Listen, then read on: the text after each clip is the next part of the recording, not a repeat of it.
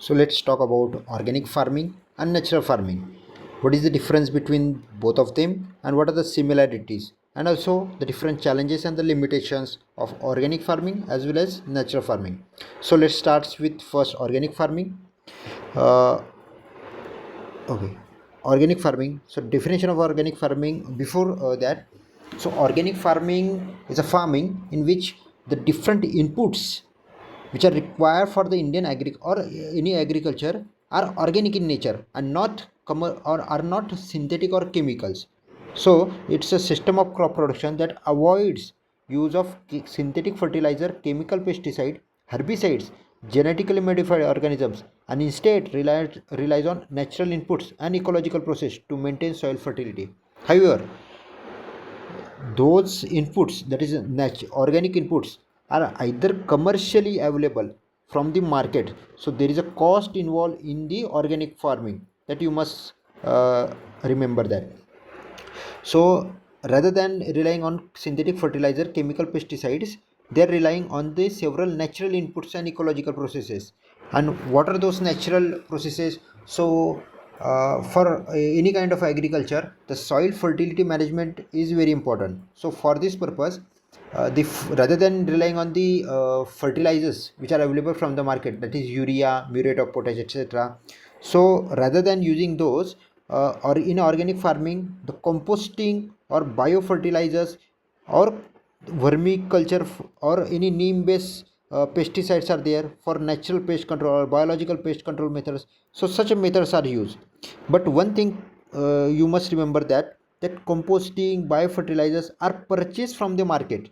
So we are just focusing on the sustainability through a value changes or value. It focuses on the sustainability only through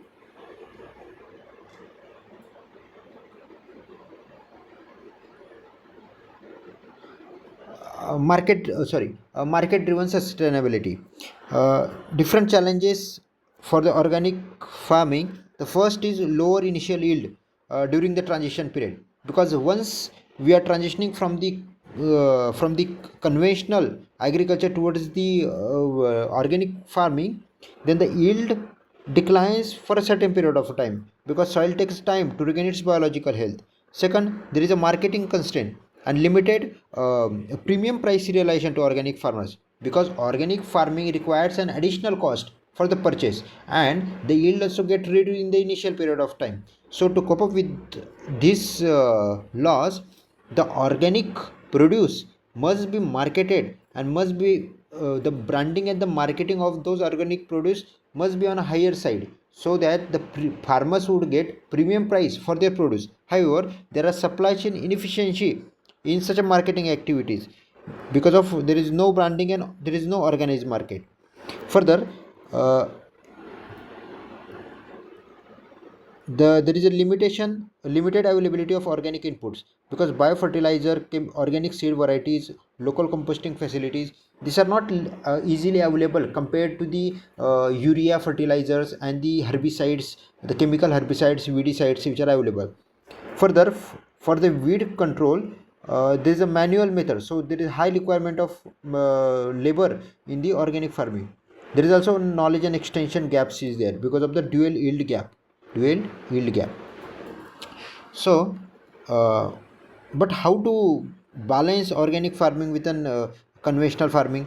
So, what actually it requires is a gradual approach and not abrupt changes in the farming method, because we also need to balance the food security with the transitioning towards the sustainable agriculture. Then region specific approach, we will see that in region specific approach we require phase and differentiated approach. Phase means phase wise, and region specific means one region you should approach the first conventional agriculture, on another we should go with the sustainable or the organic farming. Like for example, in high productivity irrigated belts you must adopt integrated nutrient management. It includes there is a balanced use of either chemical fertilizers as well as the biological or organic inputs or biological fertilizers. But however, in the rainfed area, which are highly dependent on the rainfall, and there is a tribal belts, so in those areas there is a full organic transition. Government must promote full organic transition, especially with a convert support from Paramparagat Krishi Vikas Yojana. Then we also focus on rain-fed and low-input region first. Further, improve productivity through scientific organic practices and not just traditional. So we must promote scientific organic practices like vermiculture or crop rotation method. Then promote millets and climate resilient crops. Okay. So let's talk about difference between the organic farming and natural farming. So or in organic farming, it uses, rather than using the chemical fertilizers and the synthetic fertilizer and chemical pesticides, we are using a nature based organic inputs in the Indian agriculture. So what are those nature based organic inputs? Biofertilizers, neem based pesticides, or we can say biological pest control methods, the composting, vermiculite, etc. So there are several schemes for the promotion of organic farming, Paramparagat Krishi Vikas Yojana and National Program for Organic Production. And the organic farming, the product the organic product requires a certification either from the NPOP, that is National Program for Organic Production, Ministry of Commerce and Industry, especially for the export of those organic product, or for the from the you can also certify from the PGS system, that is Participating Guarantee System. It promotes market driven sustainability, whereas in natural farming there is one minute. In natural farming, there is no external inputs are used. So here we are using these organic inputs externally. We are purchasing it from the market and then using it in the Indian agriculture. Whereas it is in the natural farming, we are not using any external inputs. It is in situ treatment method. In situ treatment method. That means we are using only on farm resources and the various agroecological practices for sustaining the farming and also balancing the ecological sustainability along with the food security. So what are the different methods which are using in the nature farming?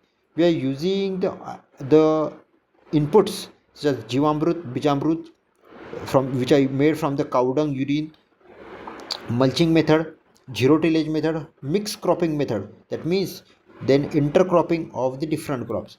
One such a variant of the natural farming is the Subhash Palikar had developed zero budget natural farming. So in zero budget natural farming, the inputs which are the on farm inputs are, so due to the on farm use of on farm inputs, the input cost of the agriculture is zero. So that is why it is zero budget natural farming. So there are several schemes for promoting the natural farming like Bharatiya Prakratik Krishi Paddhati. In a recent budget 2025-26, Government of India is promoting to establish, Government of India is going to establish 1,000 bio input resource centers for availability of those inputs. Then there is a NABARD also runs this Jiva program, joint initiative for village advancement. In this, a nature based farming method is promoted. So overall, it focuses on the cost driven ecological sustainability. So apart from it, there is only a small topic, that is e-Shakti. E-Shakti is a portal to digitize self-help group under bank self-help group bank linkages program. So e-Shakti, for complete digitization of self-help group, it provides a unique self-help group ID and direct bank linkages. So these are the benefit like financial inclusion through real-time digital records, better appraisal, real-time monitoring, quicker linkages, reduces information asymmetry. So overall, e-Shakti is initiative for financial inclusion of self-help groups. It digitizes the self-help groups and include those or integrate those into the self-help group bank linkages program. Thank you.